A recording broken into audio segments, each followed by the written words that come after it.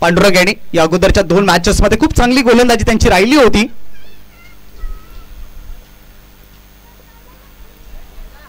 यावेळेला काय घडलंय मैदानाच्या आतमध्ये?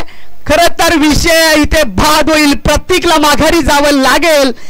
जे जाळे रचलं होतं, जो स्विंग बॉल हाताळला गेला त्यामध्ये प्रतीकला अडकवलं गेलं. अखेरकार या महत्वपूर्ण लढतीमध्ये प्रतीक बाद. प्रतीक बाद. शांतमय वातावरण आपण पाहू शकाल खेळाडू कक्षाकडे, कारण या विकेटचं महत्व तितकं होतं.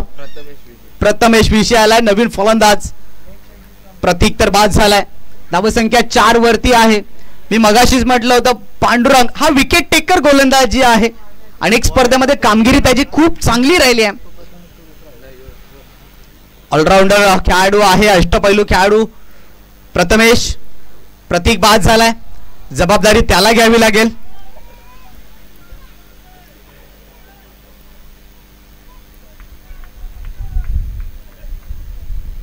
धावसंख्येचा फळक आपण पाहतो. एकंदरीत 4 धावा आहेत.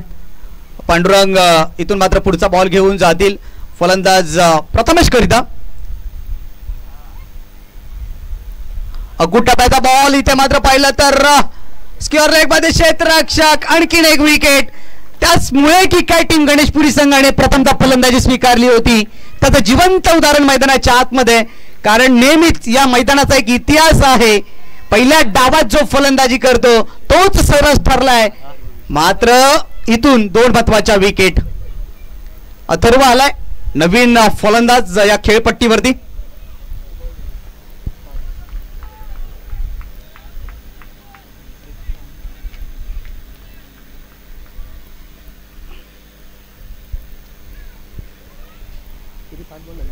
शेवटचा अंतिम बॉल पांडुरंग यांचा राईट ओव्हर द विकेटने अथर्व करिता.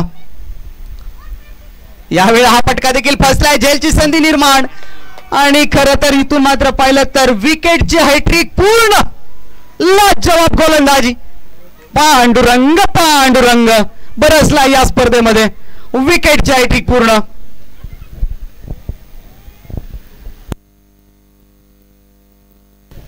सहा बॉल आणि इथून अजून देखील पाहिलं तर विजयाकरिता आवश्यकता आहे 19 धावांची.